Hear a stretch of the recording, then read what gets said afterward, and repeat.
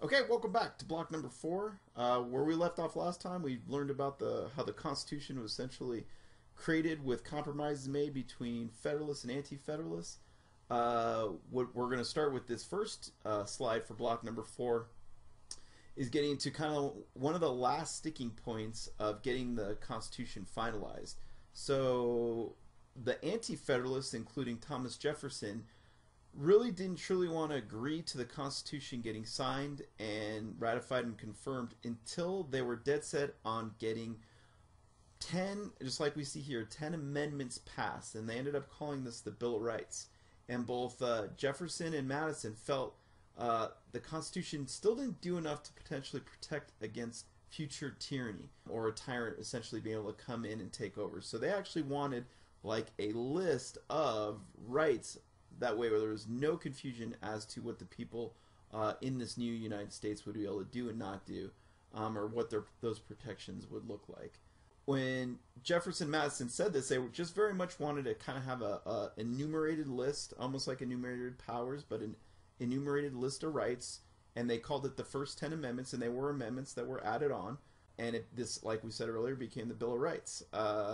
It was modeled on the English Bill of Rights, and it expanded and added some new elements that the English Bill of Rights didn't have. So let's jump right into what the Bill of Rights says. The one thing I will say about the Bill of Rights is we're going to walk through each of these pretty quickly, but when we get into our Bill of Rights unit, that's where we're going to actually see the interpretations of these rights through the judicial branch. So let's get started with the very first one, which you're probably familiar with. Our First Amendment is the amendment that gives us our freedom to speech, our freedom to press, basically like the media, our freedom to assemble, have protest, to petition or write the government complaints, and our freedom of religion as well. So all of those things are listed and protected by the First Amendment. The Second Amendment is the right to bear arms. This essentially gives United States citizens the ability to pretty much have a gun. There are some limits to it, and we'll talk about that in our Bill of Rights unit. For example, like having a bazooka or a tank is interpreted as being a little bit too extreme. But for the most part, if an American wants a gun, the Second Amendment protects that right. Amendment number 3 isn't really around anymore. I don't know if you remember learning in the American Revolution that British soldiers were going in and kind of forcing themselves into people's houses to stay there. This essentially guarantees that you'll never have to have a United States soldier like staying inside your house. You're protected from that. Number 4 is the amendment that protects unreasonable searches and seizures. So kind of getting at protecting our right to privacy. And that can look different depending on where you are, and it's been interpreted a few different ways. For example, we'll get into our Bill of Rights unit where your privacy level is way stronger in your home versus if you're saying your automobile. But bottom line is that basically the police can't search you or your car or your house for no reason. The Fourth Amendment essentially says that police have to have a probable cause and essentially like a warrant to do a search for the most part. Number 5, Amendment number 5, essentially says if you're ever accused of a crime, you have the right to remain silent, and you can essentially have a lawyer that does the talking for you. So the Fifth Amendment protects you from having to say anything, and it gives you the right to due process, that the government has to follow certain steps, including getting you a lawyer and things like that. All right, number 6, if you are ever accused of a crime, you have the right to a jury by your peers. And the Founding Fathers did this very much on purpose because they didn't want the government deciding if people were guilty or not guilty. They wanted, that was kind of like the check against the tyranny or the tyranny of the government. They wanted regular random citizens that were picked out that said, hey, you guys don't work for the government at all, but this person committed a crime. Can you listen to see if that sounds right to you? So that's kind of what the Sixth Amendment does. So what the Seventh Amendment does is if somebody has wronged you or one of your rights have been violated, it gives you the option to essentially like sue somebody to try and either A, get money from them. So if you've ever heard, well, I'm going to sue you, the Seventh Amendment is what gives you the right to sue people. And then the jury will decide what sounds like a fair price and if you get the money or not. But it also can give you just the right to fix the situation. So like, let's say that I'm walking to a business and the ceiling is super low and I walk in and I bang my head on the top of the wall, what I could do is I could sue the person to try and just get that fixed. So I'd be like, I'm taking you to court until you get this fixed so that I don't bang my head anymore.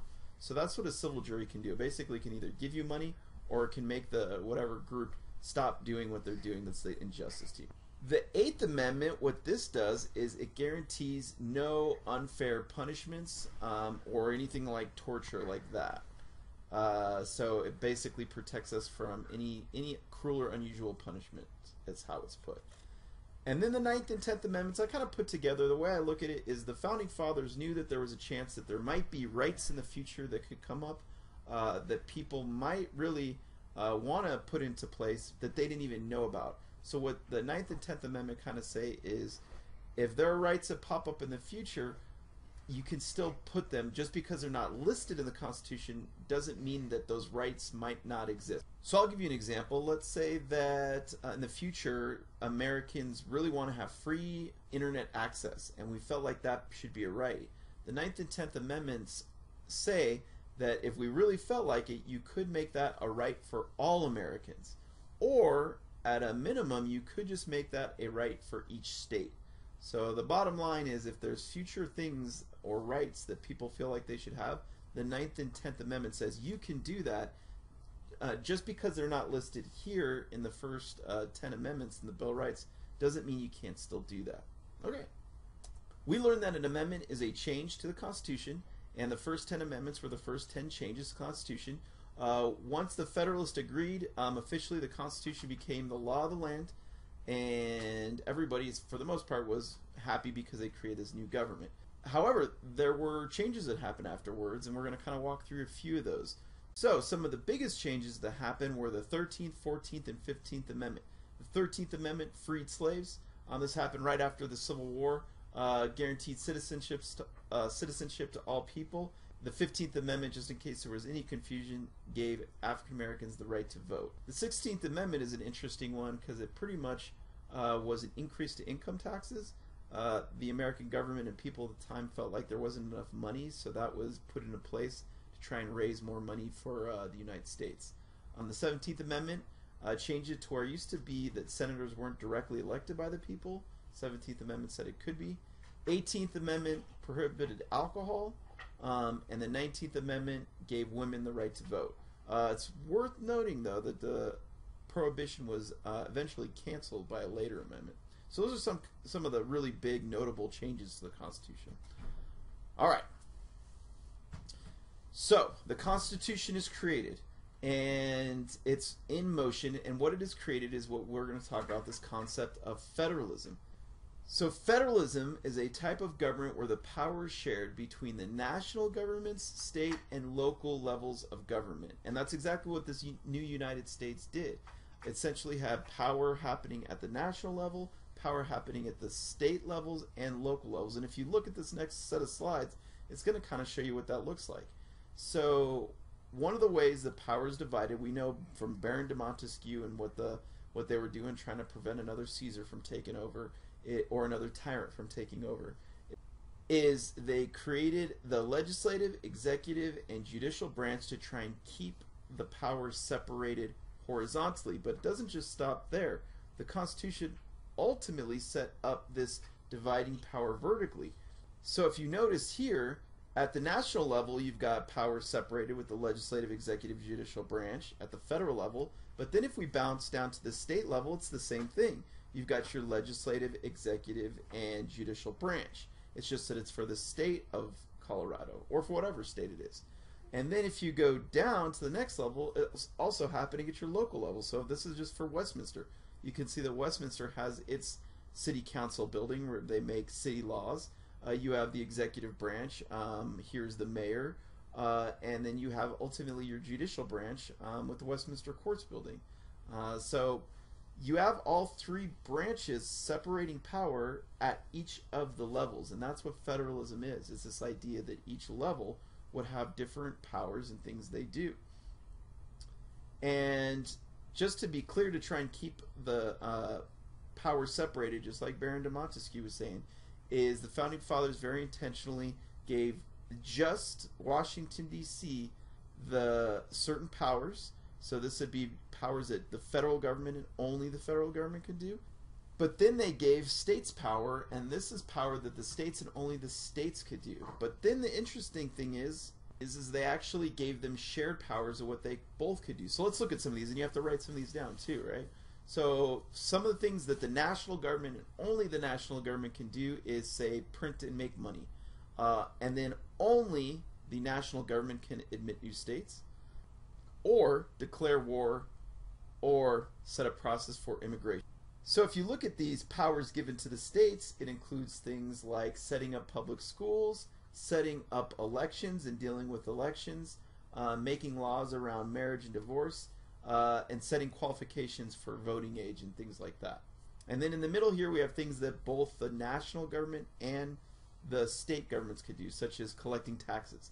Washington, D.C. can collect taxes at the federal level, and the state of Colorado can also collect taxes. And we see this, or you'll probably see this soon when you look at your paycheck and see that both the state and the national government take out taxes. They're also able to both borrow money, and in addition they can make laws to provide for the public health and welfare. So that's what makes our system a federal system, and that's why we have a federal government. It's you have the power separated into your national government and your state government, and only the state and only the state government can do certain things, and only the federal government can do certain things, although there's some they share. And this goes again along those same lines of keeping the power separated. This is Baron de Montesquieu's idea of keeping things separate. Alright, so let's practice. What are some examples of national power? See if you can remember that. Some examples of state power, and then what are some examples of shared power? Alright, last but not least, we just talked about a federal government is where you separate the power. A unitary government is where all the power is focused at the national level. You might have states, but they don't make any of the decisions. So a unitary government is a government centralized. There's only power at the national level, and no power goes to the states. Local units might be there, but ultimately the central government has all the power. So in that way, federal government and a unitary government are different. Federal government shares power between the national and state, versus unitary government, all the power is at the national level. There is no power at the state level. They might have states, but the states have to listen to what the national government says. If you think of, say, like China. China's got a national government, but they also have their provinces too. The provinces ultimately have to follow what the national government is saying. And that's what makes it a unitary government. So they're really kind of, federalism and unitary governments are really kind of opposites. Alright, that's pretty much it for this video. Thanks so much for watching. See you next time. Okay, bye.